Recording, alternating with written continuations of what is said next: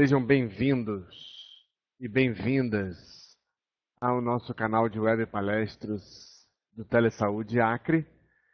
Hoje é a nossa primeira web palestra do ano de 2020 e temos ninguém mais, ninguém menos do que o professor Oswaldo Leal aqui com a gente, aqui do ladinho, aqui na janelinha aqui do lado, preparando para se apresentar.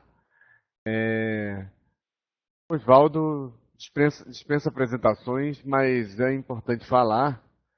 Ele vai falar sobre um tema muito importante na atualidade, né? A portaria do Previne Brasil, novo financiamento da atenção primária à saúde, né? Que foi lançado agora pelo Ministério da Saúde recentemente, né? E o professor Oswaldo é ex-secretário estadual de saúde e ex-secretário municipal de saúde de Rio Branco. Então, ninguém melhor que ele para comentar esse lançamento agora do novo financiamento da atenção primária, apontando aí os pontos em que há avanços, os pontos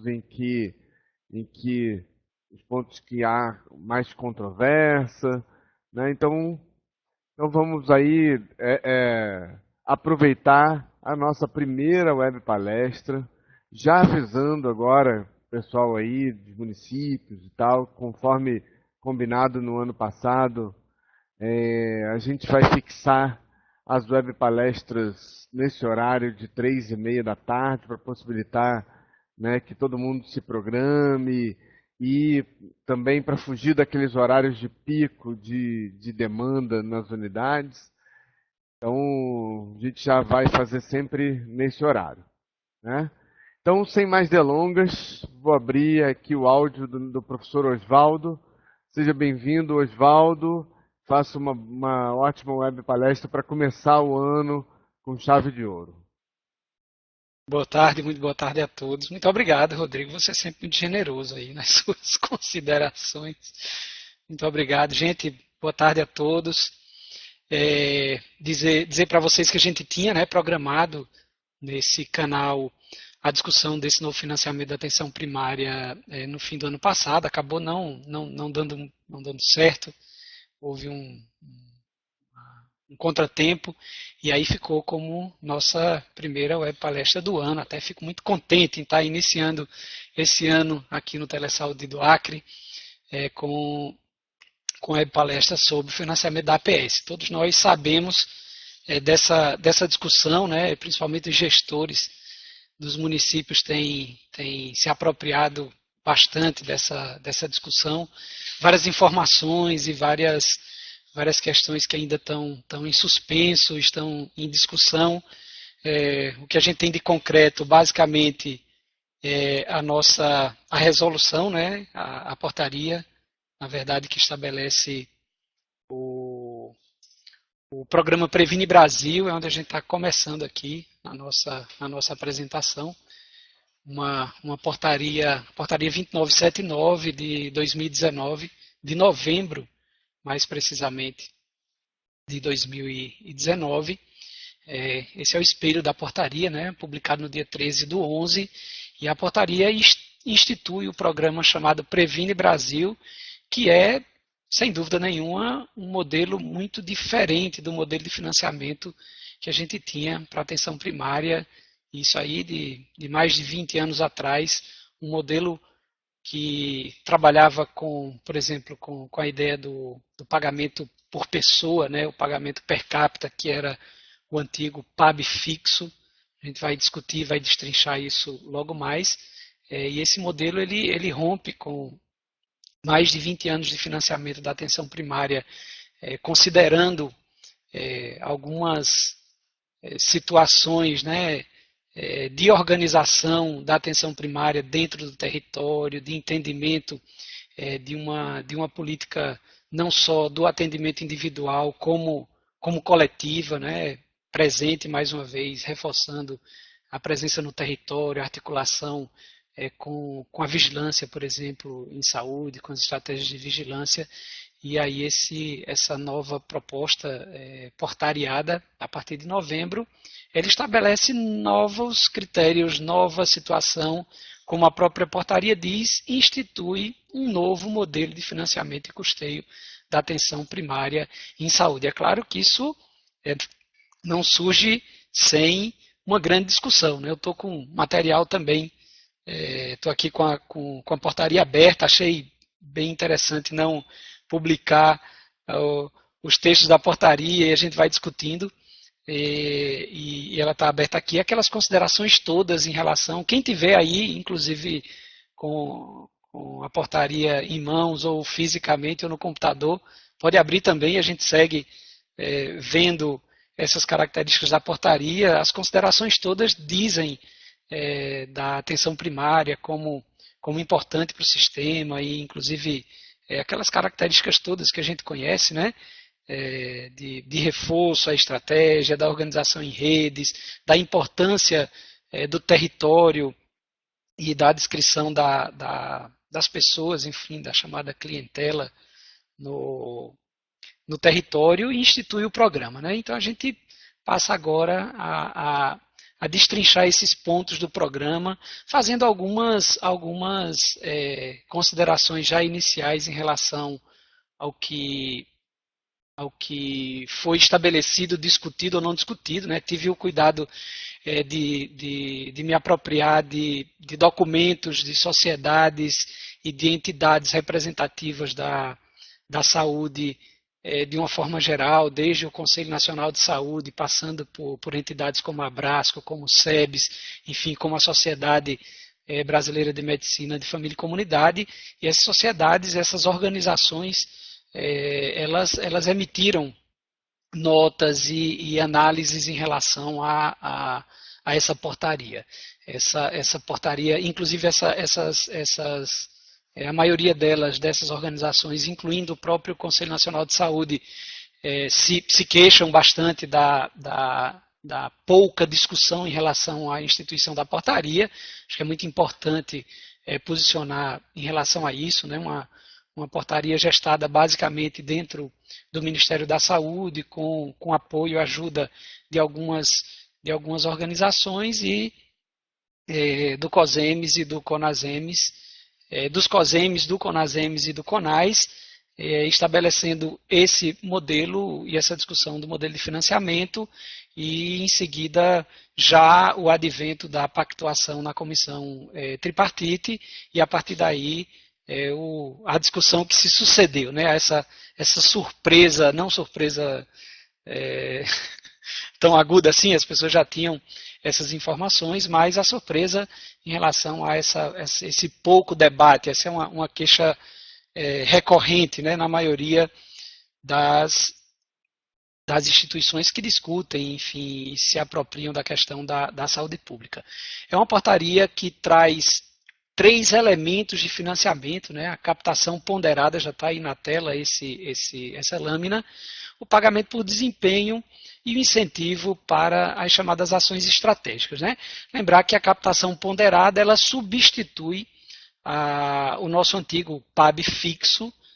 Como eu já comentei rapidamente, o PAB fixo era uma remuneração per capita, isso é definido pelo IBGE na população estimada dos municípios, e esse ajuste é um ajuste anual que vai aumentando a população do município, aquela avaliação de estimativa da população do IBGE, e esse PAB fixo era o que financiava, então, né?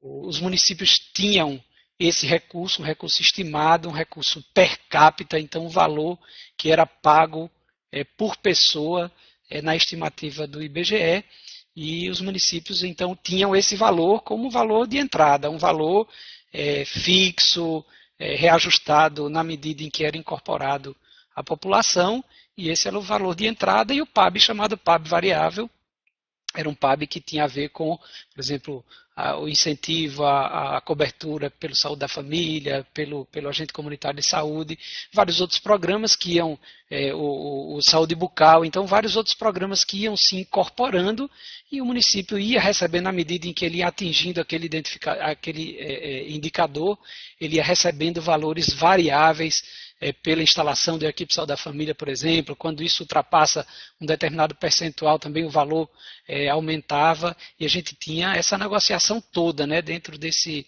chamado PAB variável. Então, basicamente, o financiamento da atenção primária tinha esses dois componentes, um componente fixo baseado na estimativa populacional, o outro componente variável, que era de remuneração pelo atingimento de metas, pela instalação, o início de programas de interesse, que engloba, então, o incentivo pelas ações estratégicas que está anotado aqui nesse terceiro ponto. Né? Então, o PAB fixo é substituído pela chamada captação ponderada. Nessa captação ponderada a gente vai lendo a portaria e ela vai identificando como é esse procedimento. Então, o cálculo ele estabelece um valor por pessoa cadastrada, então, no programa, na unidade de saúde da família. Então, o valor passa a ser pago por pessoa cadastrada, né? O nosso cadastro normal, não é SUS, essa coisa toda, e a vinculação desse público, dessas pessoas, dessa comunidade à unidade de saúde da família, e utilizando também critérios por municípios em áreas isoladas. Esse é um critério que foi estabelecido aqui. Então, vários critérios que vão alterando esse valor ponderado, né, que vai de 1 a 1,5. Ele destrincha um pouco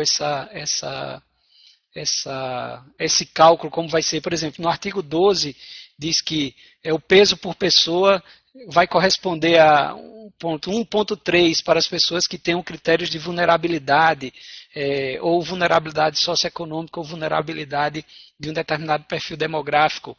1 para pessoas que se enquadrem num critério de pouca vulnerabilidade, 1,45 ou até 2 para a classificação geográfica do município, observada a tipologia rural-urbana e dificuldade de deslocamento. Né? O critério de vulnerabilidade socioeconômica, pessoas que são beneficiárias do Bolsa Família, pessoas que recebem, por exemplo, o benefício de prestação continuada.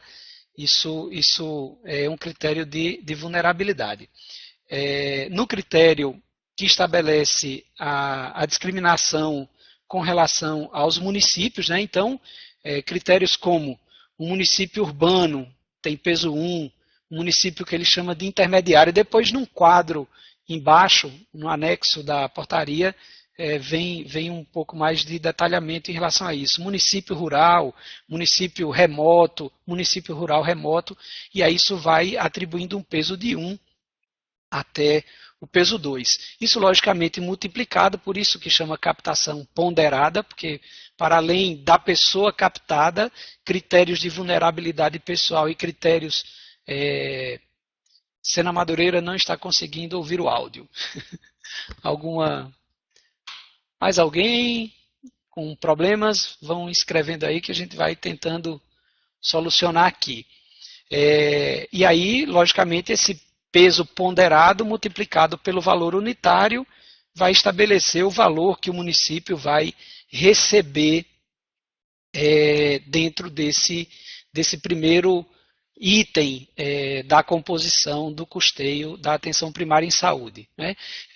Lembrando que nessa captação, então, cada pessoa, cada indivíduo que seja cadastrado, né, naquela unidade de saúde vai contar para aquele município.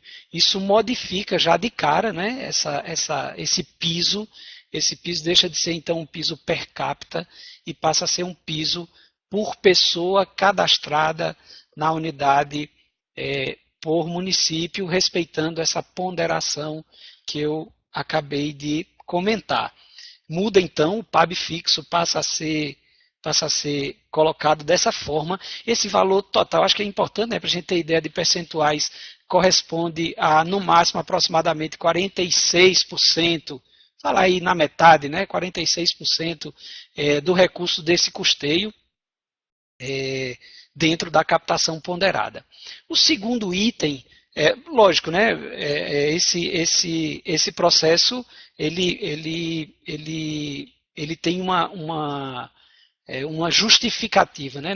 Na página do Ministério da Saúde, o Ministério justifica a mudança desse protocolo de financiamento, desse indicador de financiamento, com o argumento de que,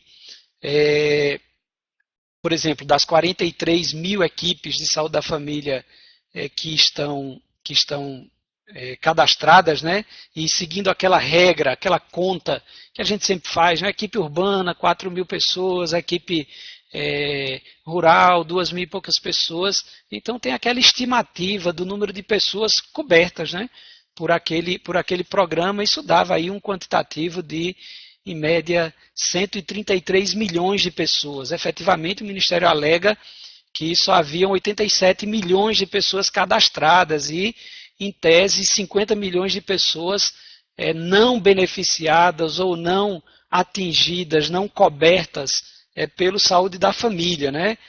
Com relação a essa questão, a crítica tem muito a ver com as dificuldades que se tem ainda hoje no SUS. A gente está falando aqui com muitas pessoas aqui do Acre, estou vendo aqui Cruzeiro do Sul, eita, que beleza, hein? Muita gente.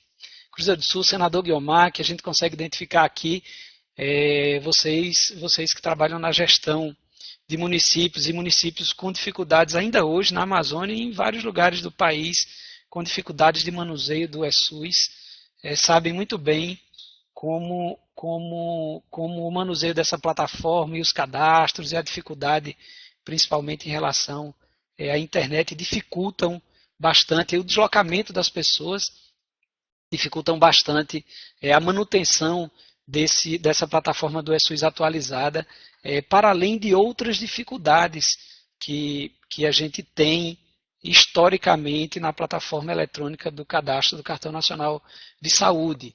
E a gente sabe também que quando a gente faz a previsão daquela população, não necessariamente aquela previsão se estabelece, né? As unidades de saúde podem ter coberturas menores do que a cobertura estabelecida como critério da portaria, porque a comunidade é menor, porque o território, as pessoas são mais espalhadas, enfim, e aí o critério de acesso é um critério talvez mais utilizado ou utilizado com tanta frequência quanto o critério de concentração de pessoas para justificar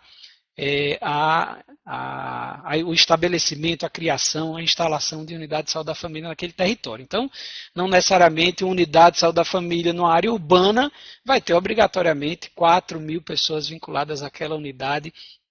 E às vezes, quando você vincula essa população com o território, com pessoas espalhadas no território, você acaba dificultando o acesso dessas pessoas. Então, são estimativas que se fazem que não necessariamente acabam se cumprindo por conta dessas dificuldades. Então, é importante que a gente tenha essa clareza na avaliação da cobertura dessas unidades de saúde, de onde elas são instaladas, né? A gente sempre usa critérios muito relativos no atendimento à necessidade dessas comunidades, né? Por exemplo, há um exemplo aqui de Rio Branco, uma comunidade um pouco afastada da região mais central da cidade, onde haja a necessidade de unidade de saúde da família, e essa unidade efetivamente não vai atingir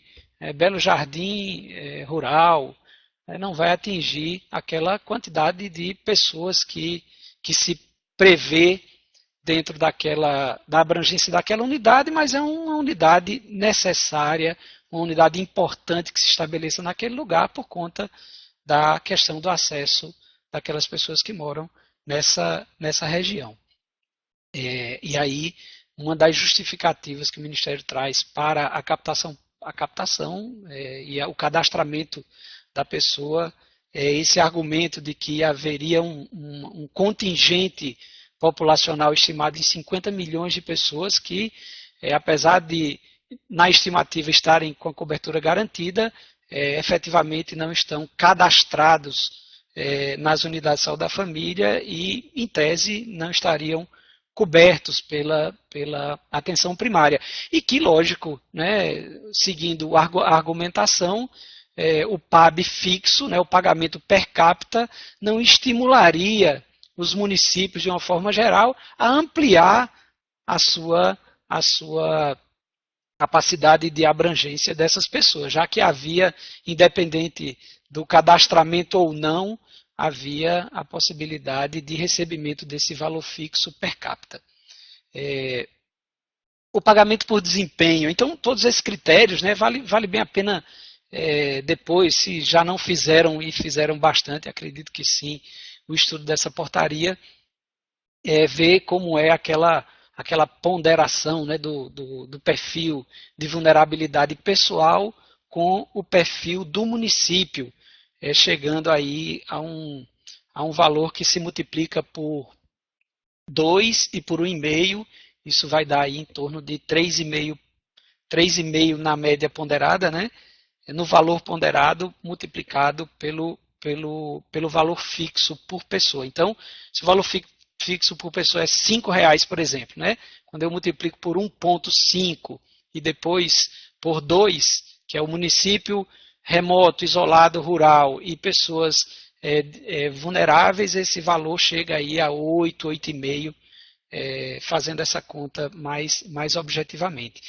Com relação ao pagamento por desempenho, não está muito claro na portaria como esse pagamento vai acontecer. Eu acho que o Ministério deve detalhar como vai ser esse pagamento, lembrando que isso não é uma novidade, né? Não é uma novidade essa tentativa de uma remuneração extra pelo desempenho da equipe, pelo desempenho do município, no atingimento de indicadores que sejam pactuados. O PEMAC já faz isso há algum tempo. As pessoas que têm experiência aí com o PEMAC sabem que o PEMAC tem essa modalidade de pagamento por desempenho, na medida em que a equipe vai avançando naqueles critérios definidos pela pactuação realizada com a equipe de saúde pelo PEMAC, havia a possibilidade de um pagamento, de uma remuneração por desempenho. Esse pagamento ele era transformado em necessidades que aquela unidade, geralmente a maioria dos municípios estavam funcionando e trabalhando assim, eram transformados em necessidades, em demandas que a unidade precisasse, né? Então o valor que vinha extra por conta do atingimento desses indicadores pela unidade de saúde, a unidade, eu quero que compre mais equipamentos, aparelho de pressão, faça isso e tal, e aí o município bancava essa possibilidade de melhoria por conta desse pagamento por desempenho. E o incentivo para as chamadas ações estratégicas. A gente vai falar um pouco desse incentivo depois. Eu vou já colocar aqui. Então, em linhas gerais, esses são os 3 itens, né, de cálculo desse novo modelo de custeio de financiamento da atenção primária à saúde: pagamento por pessoa cadastrada na unidade de saúde, pagamento por desempenho, atingimento de metas e indicadores daquela equipe, daquele município, daquela região de saúde, enfim, e o incentivo por ações estratégicas. Lembrando que essas ações estratégicas havia também um formato, como eu comentei anteriormente, um formato de pagamento por adesão. Geralmente os municípios aderiam a determinada política, o Brasil Sorridente, Saúde Bucal, enfim, vários programas, e esses programas eles eram remunerados dentro do chamado PAB variável. A próxima lâmina, então, a gente já vai para os itens, né, de discussão efetiva sobre o tema aqui, onde as coisas estão se movimentando e onde o debate está acontecendo. Já havia comentado nessa queixa praticamente geral das entidades que discutem saúde pública e representam lugares da saúde pública, do debate do sanitarismo brasileiro, relatam essa pouca ou nenhuma discussão sobre o tema, que já se transforma numa portaria que muda completamente a tradição do financiamento da atenção primária ao longo de mais de 20 anos. Né?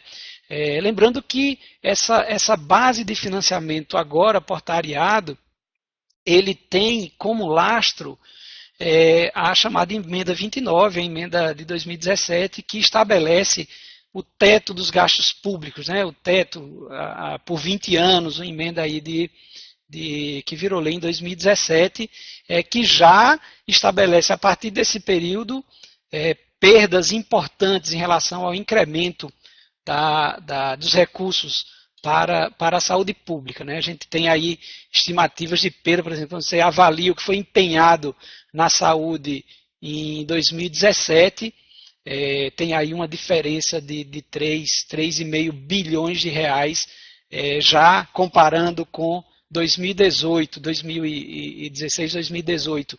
Isso mostra que a PEC, a lei do teto dos gastos, a emenda 95, ela já tem um impacto importante, não apenas na não ampliação dos recursos para a saúde, mas na redução efetiva desses empenhos. Então, é um financiamento que já surge num momento de contenção de recursos e de diminuição do incremento de recursos para a saúde de uma forma geral. Ela também não contempla os aspectos da ação coletiva na APS. Essa é uma informação importante, né? Quando a gente prioriza, ou quando se prioriza um financiamento com base no cadastramento de uma pessoa no sistema de saúde dentro de um determinado lugar, a gente perde a perspectiva da ação coletiva. A gente passa a financiar a utilização ou o cuidado com o indivíduo. Né? É uma discussão importante essa é uma discussão que mostra claramente duas formas de lidar com a saúde pública no país. Né? Uma que lidava com a ideia do financiamento de um sistema universal, e esse sistema universal, então, entende que a ação coletiva, a ação dentro do território, a ação que busca o ganho coletivo, busca identificar as situações de risco da coletividade e agir, e o cuidado individual, que também faz parte da atenção à saúde.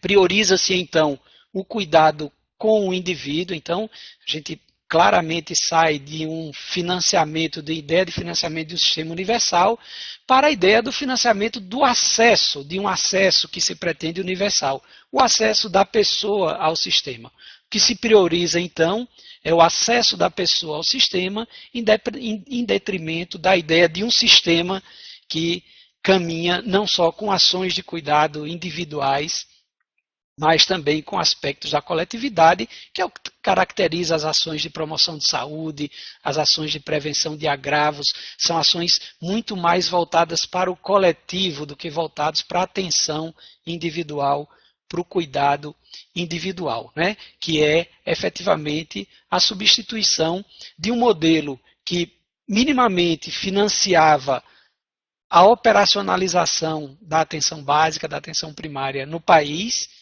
que era o financiamento per capita no PAB fixo, por um modelo que o município só vai receber o recurso se efetivamente ele tiver cadastrado o cidadão. Então, essa é uma primeira observação importante. Né? Quando a portaria fala em novo modelo, de fato está falando num modelo muito diferente de financiamento da atenção primária do modelo que já vinha sendo utilizado nesse período anterior. Cria de fato, né, essa é uma outra discussão muito importante, cria um novo modelo baseado na presença, habilitação estímulo à criação do que o Ministério está chamando de equipes de atenção primária à saúde.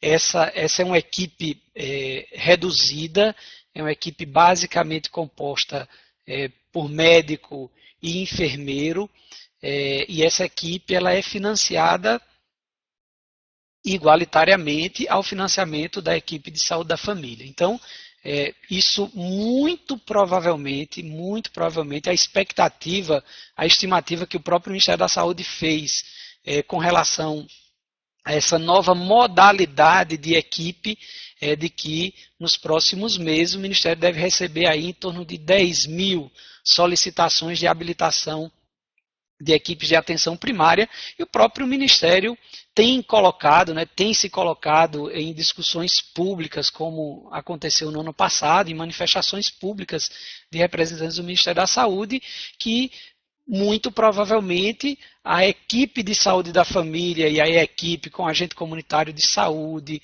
a equipe com o técnico de enfermagem, com o médico, enfermeiro, odontólogo, agregando aí a equipe de saúde bucal ou não, tem essa possibilidade também dentro desse novo formato, seriam equipes que seriam utilizadas cada vez mais restritas a lugares de vulnerabilidade social. Então, o agente comunitário se restringindo a sua atuação a esses lugares de maior vulnerabilidade e as equipes de APS cobrindo outros territórios, onde, em tese, não haveria necessidade da presença, da participação do trabalho do agente comunitário de saúde. Então, claramente, quando você estimula a criação de equipes mais reduzidas do ponto de vista dos trabalhadores envolvidos e financia essas equipes de forma igualitária,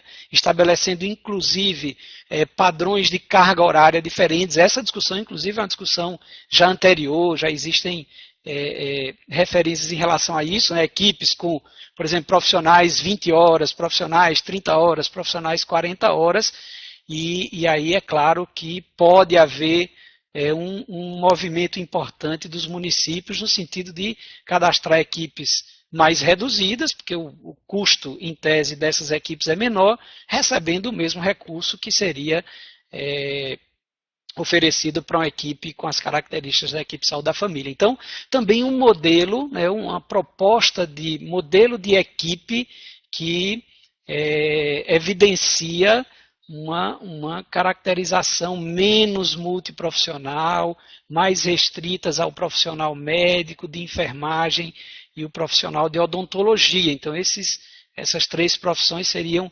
mantidas nesse núcleo dessas novas equipes e os demais profissionais nas equipes de saúde da família com carga horária de 40 horas. Esse documento, essa referência, inclusive, está no final da portaria, num quadro em que ele estabelece, deixa eu olhar aqui rapidamente, e passo essa informação.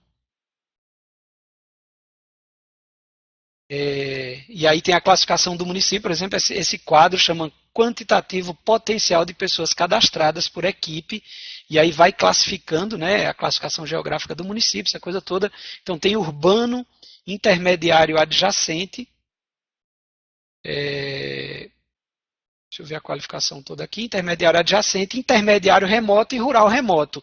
Essas 5 qualificações, melhor dizendo, elas têm aqueles pesos diferentes lá no valor de remuneração. Mas, por exemplo, estabelece a equipe de atenção primária modalidade 1, 20 horas, a equipe de atenção primária modalidade 2, 30 horas, e a equipe da estratégia de saúde da família, 40 horas. Por exemplo, urbano, 4 mil pessoas, a 20 horas, 2 mil pessoas, 30 horas, 3 mil pessoas. A cobertura semelhante na divisão por carga horária e o financiamento também semelhante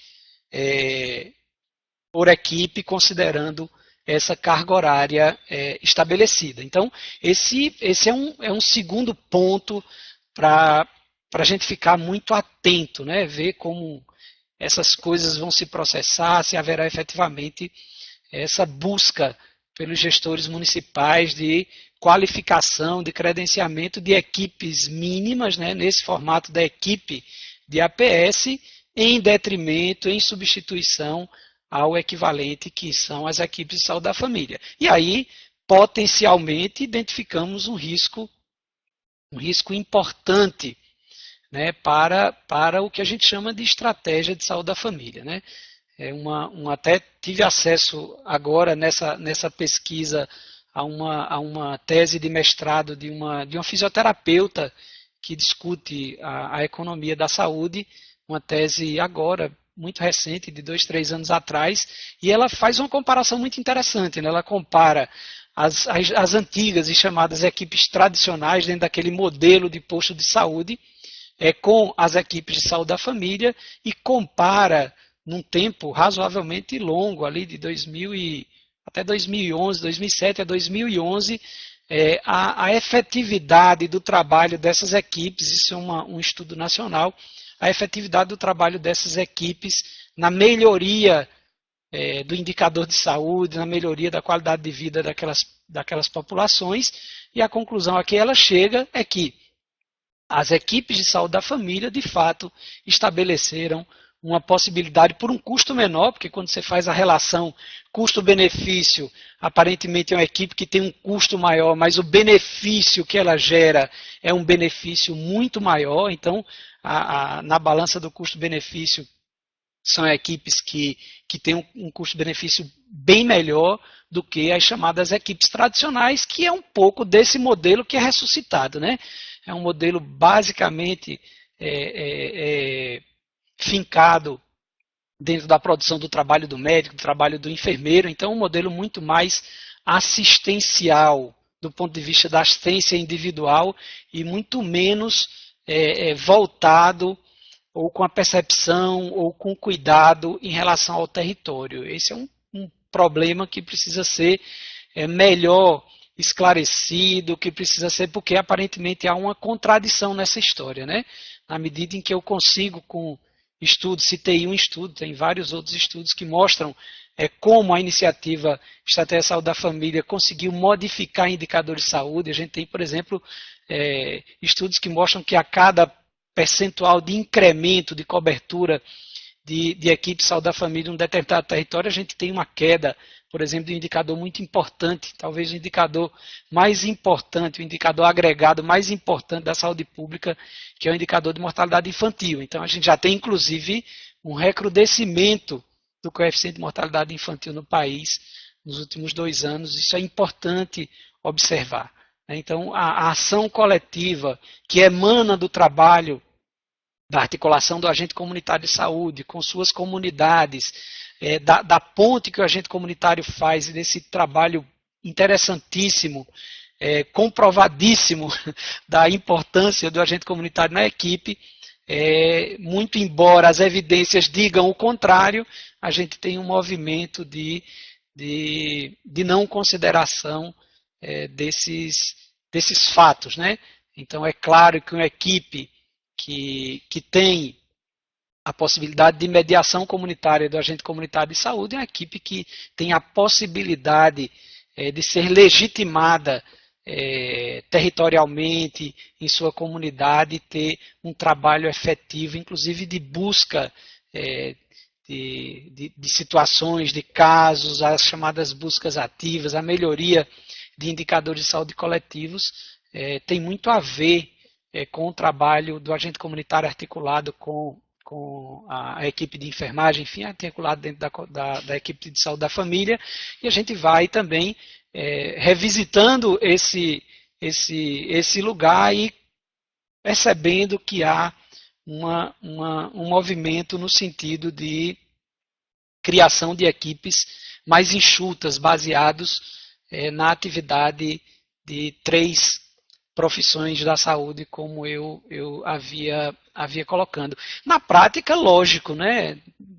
Desde que se prove o contrário, na prática essa iniciativa ela desarticula, ela desestimula o processo de criação, manutenção ou ampliação de unidades de saúde da família, né? E aí uma preocupação importante em relação ao futuro da carreira do agente comunitário de saúde e do seu papel dentro da saúde pública no país, né? Se de fato isso se configurar, esses espaços de atuação do agente comunitário de saúde vão ser bastante diminuídos.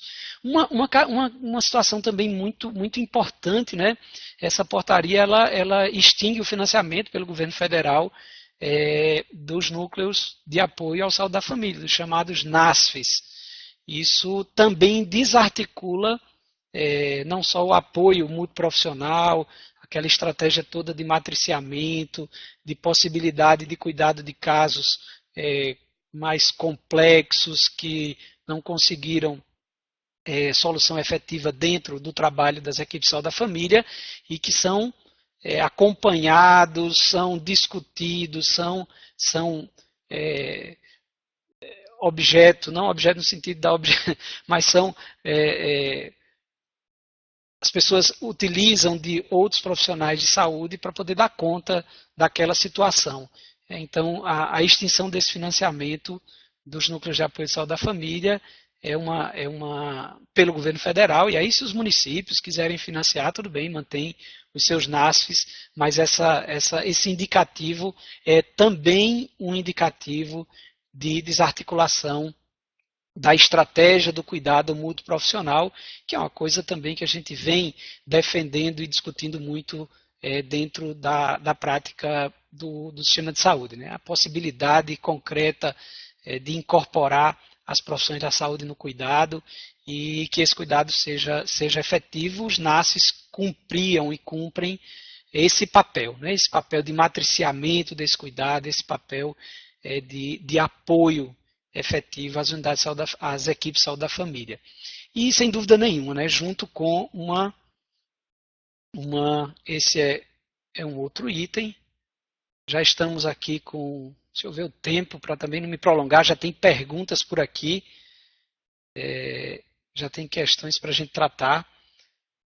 Um outro item importante, né, que é casado com a resolução número 95 de 19, a portaria de 13 de novembro, e aí tem uma resolução da Presidência da República de 19 de novembro de 2019, que opina, né, aqui vou até ler aqui como está o texto, opina pela qualificação da política de fomento ao setor de atenção primária à saúde para fins de estudos de alternativas de parcerias com a iniciativa privada para construção, modernização e operação das unidades básicas de saúde no âmbito do programa de parcerias de investimento da Presidência da República. Então, é um movimento também que começa com força, né, com essa resolução, é um movimento de discussão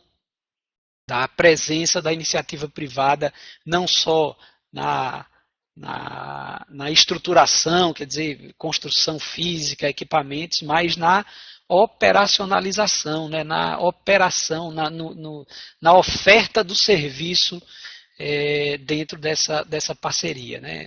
Não é uma notícia corrente, né? Todos nós tivemos essas notícias de como as empresas de planos de saúde, de seguros de saúde se manifestaram com relação a essa notícia em novembro, dezembro do ano passado, se colocando à disposição para iniciarem esses movimentos. Então, é claro que uma portaria que traz essas questões e uma resolução que opina pela possibilidade da iniciativa privada operar unidades de saúde da família através de processos de terceirização ou até mesmo de privatização desses serviços é uma realidade posta, né? Isso está bem claro nos documentos que se tem acesso. Então, uma outra questão é essa abertura, essa possibilidade de abertura a processos em que os municípios contratariam através de processos de terceirização ou até de privatização mesmo de seus serviços, a iniciativa privada para operação das suas unidades de atenção primária, das suas unidades de saúde da família. Deixa eu ver se ficou mais alguma questão importante. São 4h20. São essas questões, a princípio, né, que foram destacadas pela leitura da portaria, pela leitura dos movimentos oficiais, né, documentados pelo Ministério da Saúde, pelo governo federal, pela discussão de entidades ligadas à saúde pública no país inteiro. Esse é o cenário, então, de financiamento da atenção primária, a gente avaliando um pouco mais a fundo, né, entendendo inclusive que a possibilidade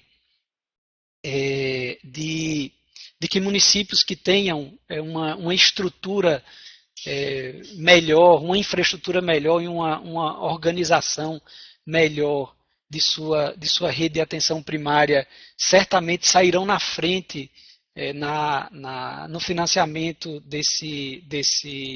nesse novo modelo de financiamento. Então, há uma possibilidade também de que municípios que têm mais dificuldades, municípios que historicamente, não por eles próprios, mas por conta de suas próprias dificuldades, da dificuldade em relação aos recursos, de serem municípios mais empobrecidos e com menos acesso aos recursos da saúde, enfim, aos recursos gerados pela própria atividade do município, tenham mais dificuldade ainda de acessar esses recursos no primeiro momento, muito embora haja uma proposta de transição, o próprio documento, a própria portaria traz isso, uma proposta de transição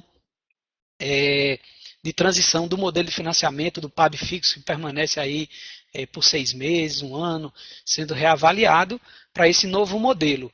O fato é que essa possibilidade é concreta de que municípios que têm mais dificuldade, então municípios mais empobrecidos, eles tenham mais dificuldade de acesso, e aí vai juntando tudo, né? O município tem a dificuldade com a internet, o município é remoto, e aí eu estou falando muito particularmente da realidade da maioria dos municípios do estado do Acre, é a isso que eu me refiro nesse momento, né?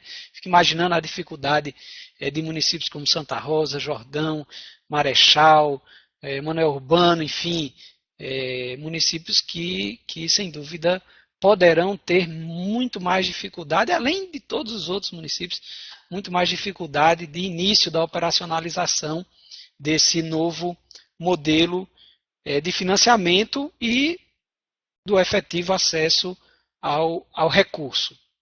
Então, uma perspectiva concreta de redução, né, desses valores e de substituição de uma prática mais coletiva dentro da atenção primária, do cuidado coletivo, das iniciativas de promoção, de prevenção, enfim, isso sendo substituído por um cuidado mais voltado para o acesso do indivíduo àquela unidade, e aí a gente está falando mais de um cuidado individual e menos de estratégias coletivas, né, de redução de risco, enfim, os comentários que eu fiz no início desta nossa conversa. Aí já queria então finalizar esse primeiro momento, né, acho que já tem questões aqui, finalizar esse primeiro momento falando isso, e aí já abrir aqui para a gente poder dialogar, agradecer, poxa, muita gente aqui, muito legal. Um abraço a todos vocês, hein? Vamos lá, o que é que tem aqui para a gente ver? Em relação ao pagamento por desempenho, Giza está perguntando. Em relação ao pagamento por desempenho, a 10ª reunião da CIT, realizada em novembro, olha aí, Giza já dando notícia dessa reunião que é posterior à portaria, né? E ela aprova a portaria que institui os indicadores que serão utilizados para o pagamento de desempenho da atenção básica em 2020. De fato, né? já é um documento posterior, não trouxe esse documento para discussão. É um documento posterior, já estabelecendo esses indicadores, mas a própria portaria ela coloca que há possibilidade de pactuação de indicadores que façam parte da epidemiologia daquele lugar, daquele município, daquela região.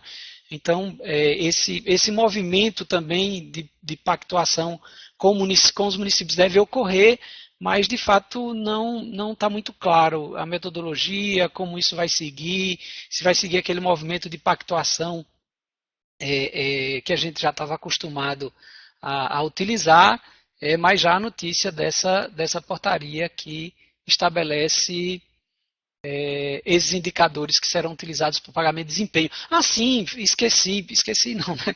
Faltou comentar essa questão das ações estratégicas, né, que é o terceiro ponto. O terceiro ponto, deixa eu voltar aqui, é esse terceiro ponto do incentivo. Quando a gente soma, se a gente somar o percentual da captação ponderada, o pagamento por desempenho, e se a gente fizer um recorte desse incentivo por ações estratégicas com um programa bastante falado, né, e lançado agora pelo Ministério da Saúde, que é um programa que estimula a ampliação dos horários de atendimento nas unidades de saúde. A gente vai somando isso dá algo em torno de 60% desse valor, né? Do valor estabelecido pela portaria, o que de fato é um valor considerado, né? Os outros 40% serão os demais indicadores, as demais ações estratégicas e o pagamento por desempenho. Nele, deixa eu destacar aqui muito rapidamente, a maioria dos programas são programas que já vêm dentro do financiamento dentro do chamado PAB variável, que também financiava e ia pagando os municípios por ações estratégicas. Deixa eu achar muito rapidamente aqui essa relação dos programas aqui.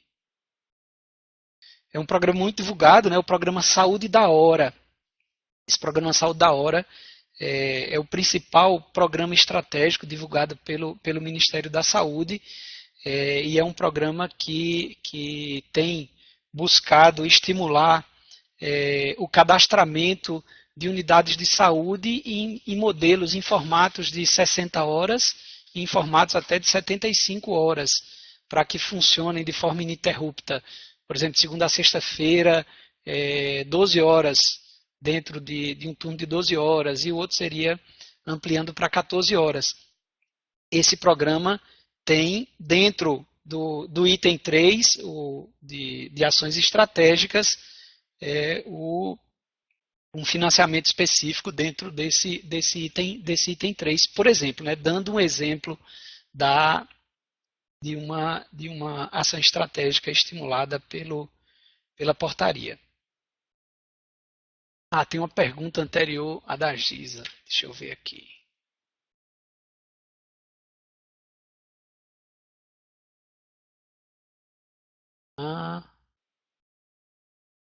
O pessoal de Sena Madureira resolveu lá o problema do áudio, né? A coordenadora Cleuciane. Isso.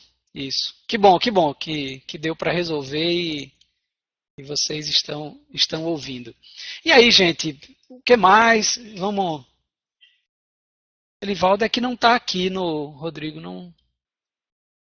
Tá mais para cima ainda. Caramba, tá mesmo, ó. Deixa eu achar aqui essa.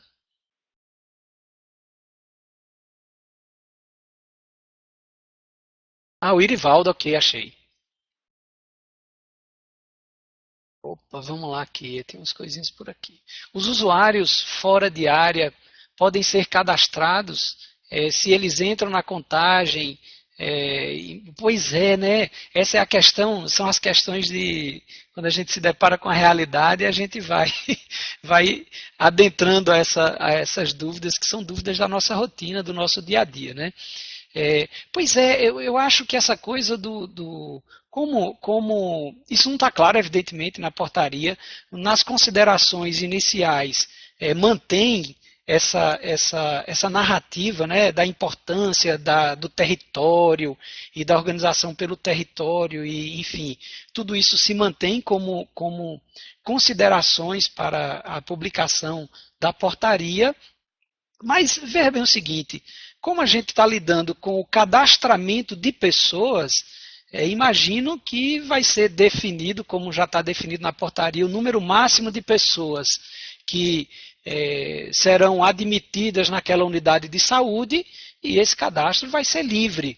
Então, a lógica do estar na área delimitada ou não estar na área delimitada passa a ser um ponto mais relativo, não acho que seja mais absoluto, considerando que o que vai valer agora é cadastrar gente, né? Então vamos cadastrar gente até o limite, estou aqui pensando, vamos cadastrar gente até o limite, se não completou no meu bairro, vamos completar com outro, vai ser uma loucura, né? Isso vai inclusive dificultar, vamos pensando aqui, vai dificultar o acesso das pessoas, muito provavelmente vai haver uma reorganização territorial, vai haver uma reestruturação, inclusive, de lugares das unidades de saúde da família, e certamente essas unidades, pela necessidade do cadastramento das pessoas como forma de acessar o recurso, vai criar dificuldades, né? Vai criar dificuldades. Imagina que a unidade de saúde daquele bairro, daquela região, não atingiu a cobertura prevista por número de pessoas, e aí ficaram ali 200 pessoas a menos no cadastramento da unidade. Vamos buscar essas 200 pessoas onde? Vamos buscar em algum lugar, né? As pessoas num lugar mais distante, cadastram naquela unidade. A princípio, a portaria não estimula a lista de pacientes, né, que é uma outra discussão que tem ocorrido mais no sul, no sudeste do país, aquela unidade ter a sua carteira e isso não respeitar o território, e as pessoas virem para o atendimento independente do lugar onde elas residem, atendendo basicamente ao número de pessoas vinculadas àquela unidade. Essa é uma outra forma também de atender, mas essa portaria ela não coloca essa situação. Imagino que o fora de área, o paciente fora daquela área territorial definida passa a ser uma questão mais relativa, né? O que vai valer a partir de agora é o efetivo cadastramento daquela pessoa e vinculação à unidade de saúde, à equipe de saúde. Mais aqui. Vamos lá.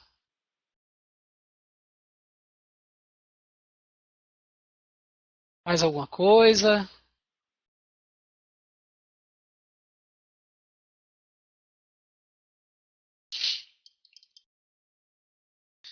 Deixa eu ver mais alguma coisa por aqui enquanto vocês estão se organizando aí para escrever.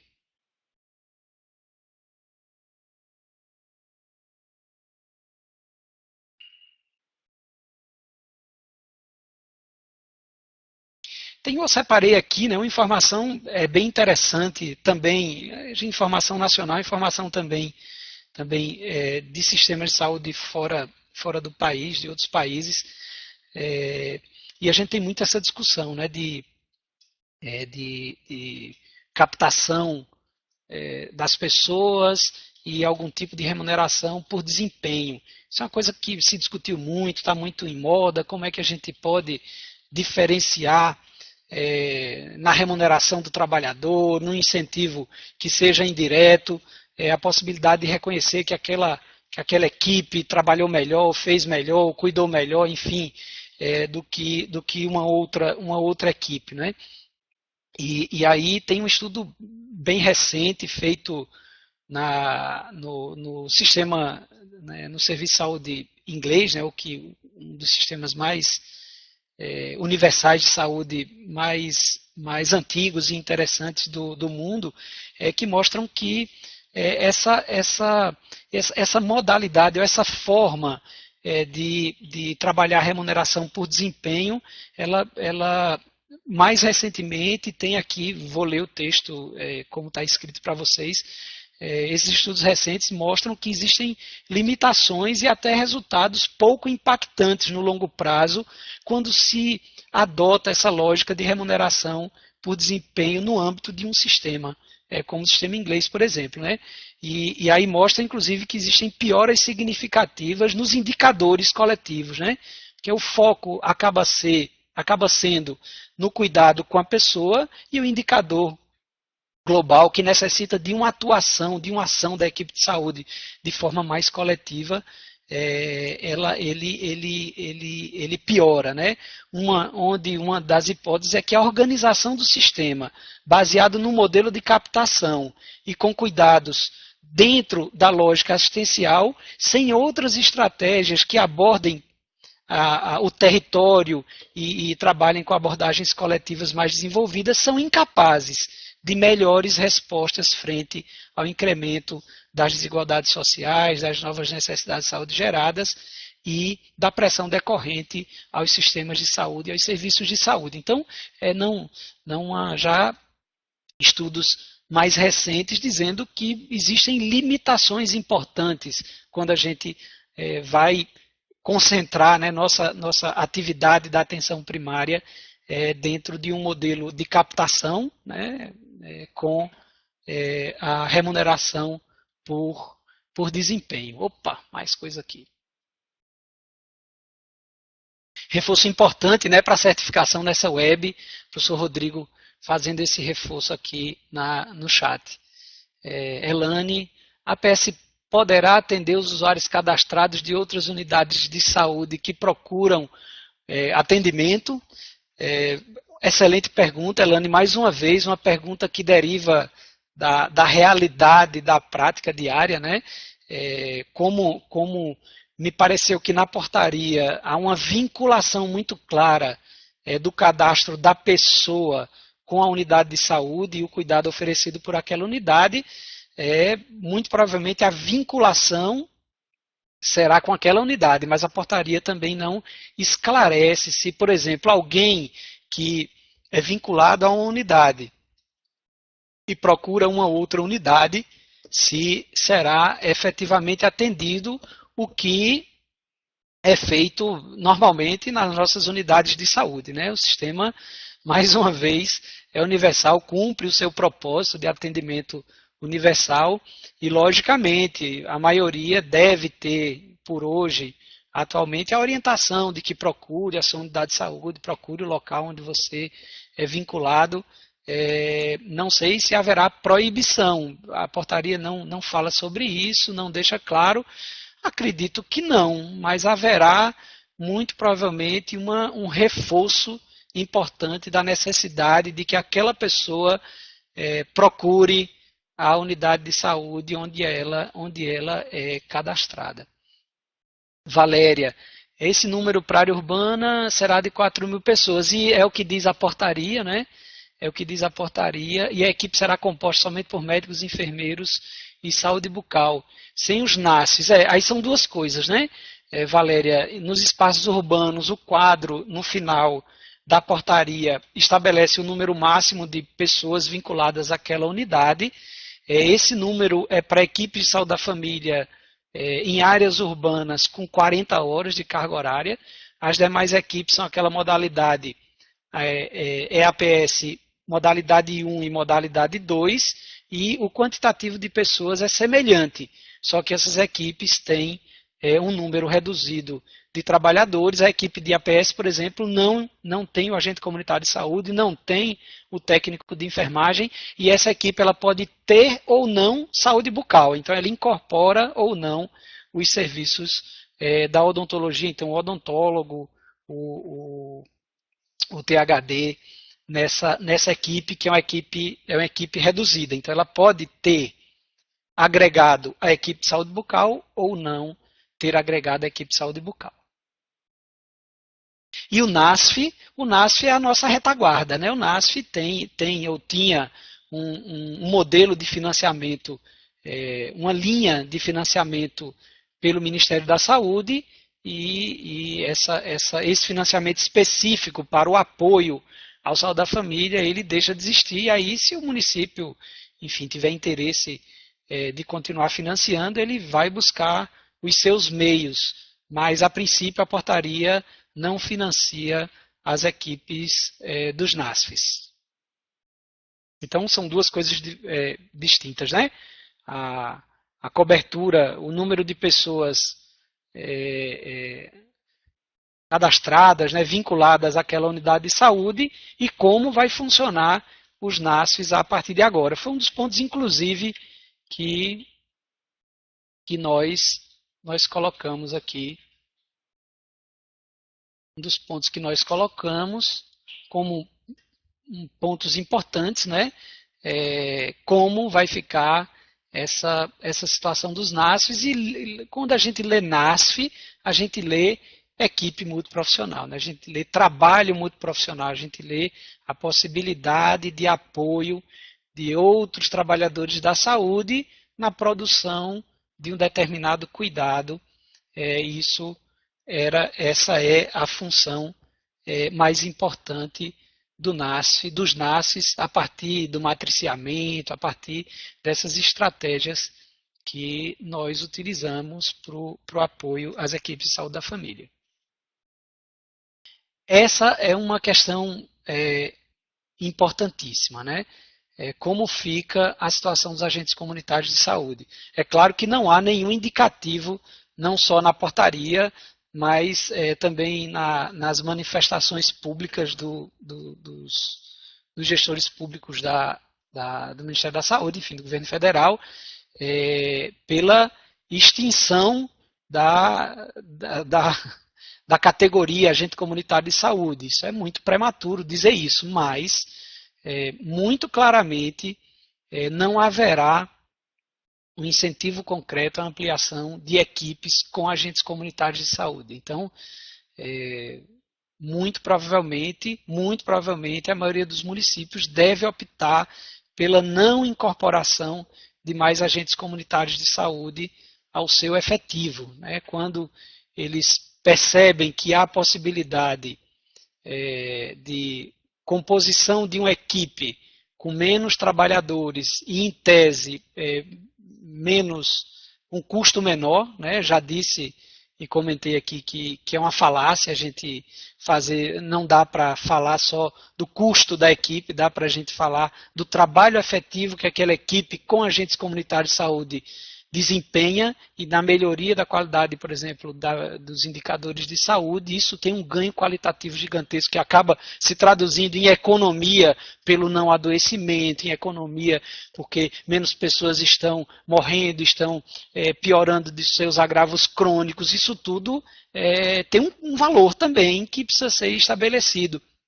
E muito claramente o agente comunitário de saúde faz uma diferença muito grande na estratégia coletiva e também na identificação de pessoas que necessitam de cuidados específicos, na observação da atenção no domicílio, essas coisas todas que a gente conhece muito bem do papel do trabalho do agente comunitário de saúde, mas claramente a portaria desestimula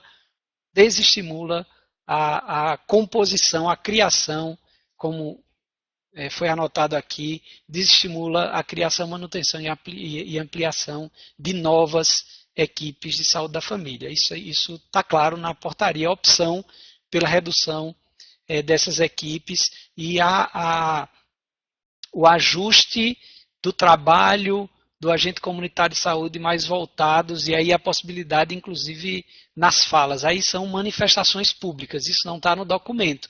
Nas falas que eu resgatei, nas manifestações públicas e publicadas, né, dos gestores da saúde no nível federal, fica claro que há um movimento de deslocamento do trabalho do agente de saúde para lugares onde se identifica ou se entende que são áreas de maior vulnerabilidade, e as áreas de menor vulnerabilidade seriam tocadas, né, seriam objeto do trabalho dessa equipe reduzida de saúde chamada EAPS.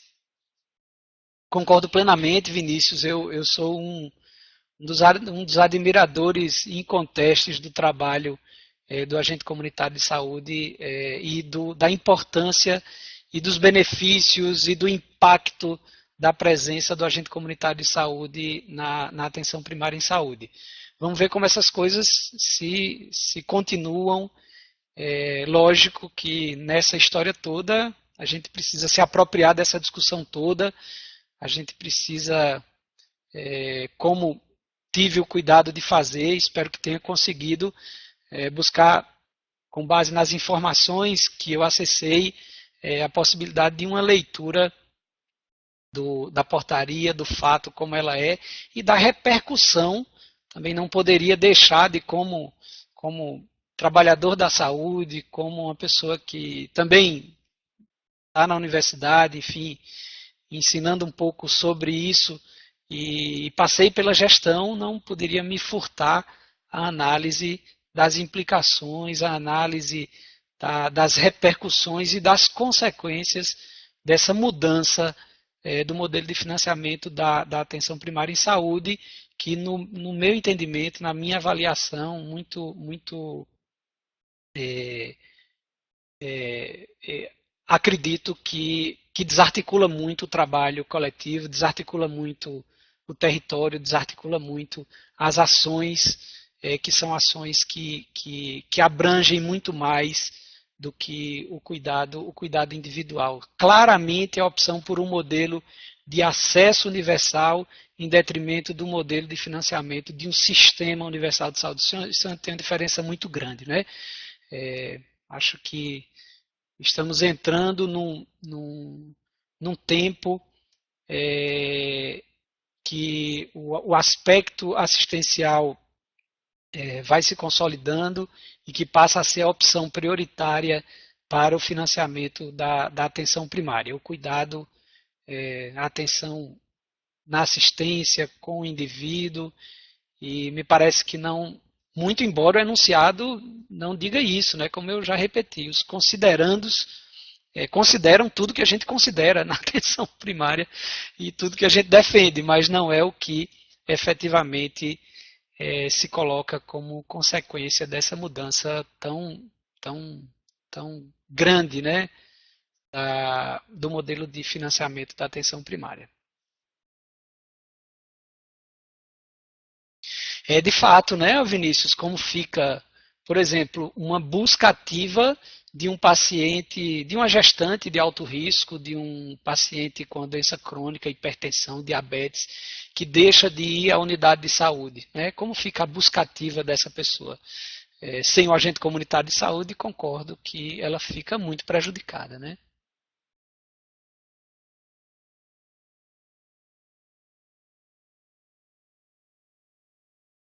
É exatamente o que a Elane acaba de escrever, né?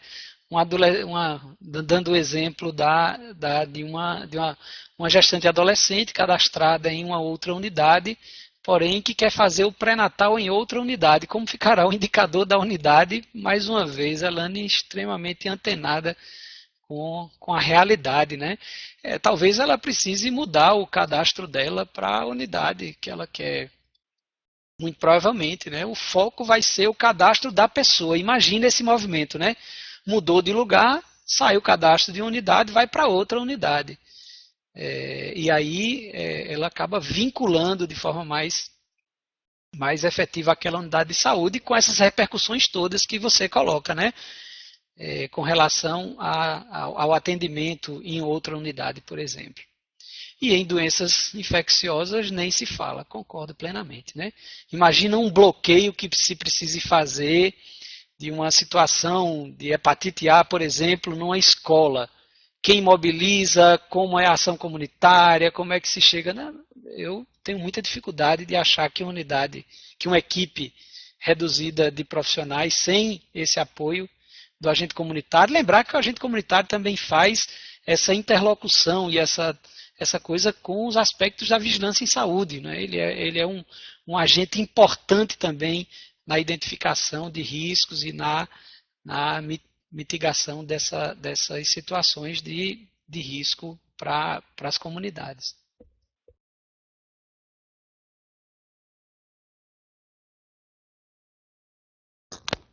Muito bem.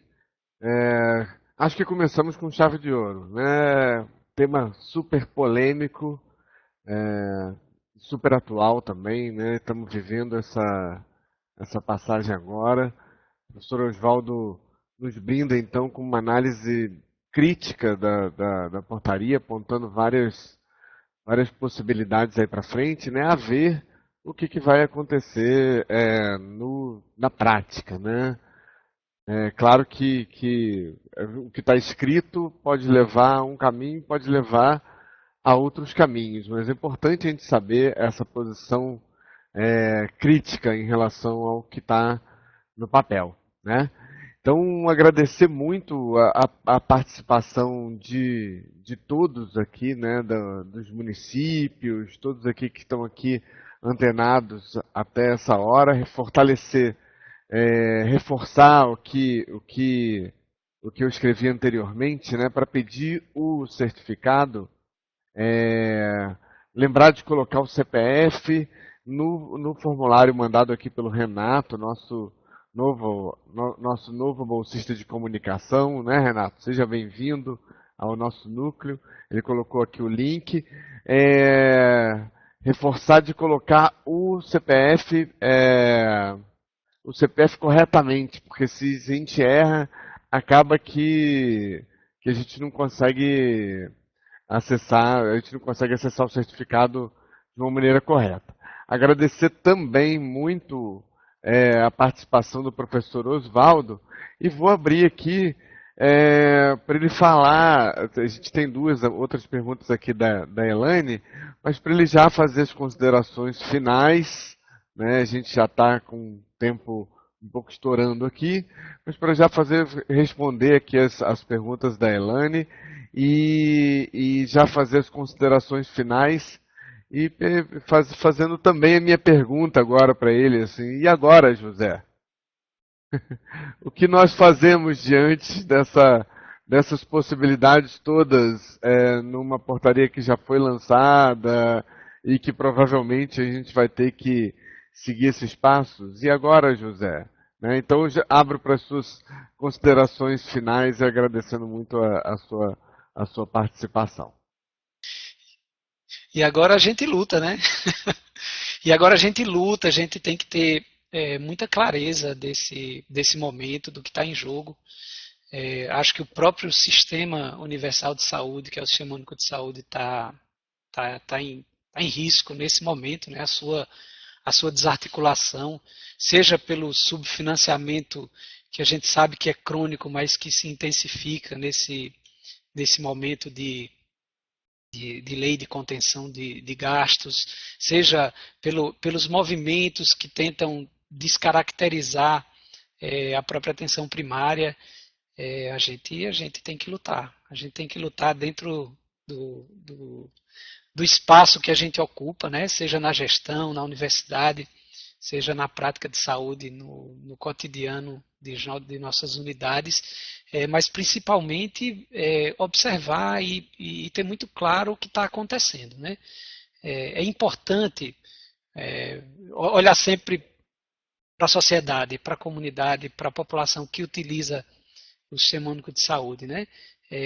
Haverão ganhos efetivos para essa população, isso melhora a vida das pessoas, isso melhora o serviço de saúde que vai ser oferecido, né? Muito provavelmente a gente está passando por um período de muita dificuldade, e isso intensificado com esse redirecionamento da lógica de financiamento da atenção primária, que impacta diretamente na atividade do gestor, né? E aí estou falando agora muito direcionado para quem trabalha na gestão da saúde pública, que vai se deparar com essas situações, né? É melhor para o gestor cadastrar uma equipe de APS, de EAPS ou de ESF? Essa pergunta vocês vão se fazer o tempo inteiro a partir de agora, né? Vão fazer a conta no papel. e vão ver lá, vou por um lado, vou por outro. E aí monitorar muito bem o resultado e as consequências disso, sabendo que a guerra de narrativas vai ser intensa e a gente tem que saber exatamente onde a gente quer chegar, mas mais do que isso, as consequências desse novo modelo de financiamento para o dia a dia do exercício da nossa atividade na atenção primária. Vai haver impacto? Vai, eu não tenho dúvidas disso. Na prática, reorganiza ou modifica a organização do trabalho e da rotina das equipes de saúde da família em todos os sentidos, né? Seja na oferta do serviço, seja na lógica do trabalho dentro do território. É importante que a gente se aproprie disso, que a gente saiba cada vez mais onde esse movimento quer chegar, e a gente que está na gestão, as pessoas, os colegas que estão aqui na gestão, que fiquem muito atentos a esse movimento. É claro que o debate está posto, é claro que existem uma série de reações, é claro que já houve, inclusive, iniciativas jurídicas para tentar reverter essa situação, inclusive pelo próprio, do ponto de vista nacional, pelo Conselho Nacional de Saúde, e vamos acompanhar e, ao mesmo tempo, construir nosso entendimento e as nossas mobilizações para que o dano, que eu entendo que haverá, seja o menor possível ou seja, de alguma forma, revertido. Eu queria agradecer muito o convite, agradecer a participação de tanta gente aqui, identifico pelos nomes, gente conhecida, gente do nosso, enfim, que está com a gente aí na assistência, na gestão, na formação de pessoas, e dizer que eu estou à disposição do Telesaúde Acre. A pergunta da Elaine, vamos lá.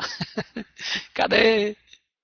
Sim, pois é, essa de cima, Elaine, já fechando aqui, como a ACS vai acompanhar a gestante de outra unidade bairro.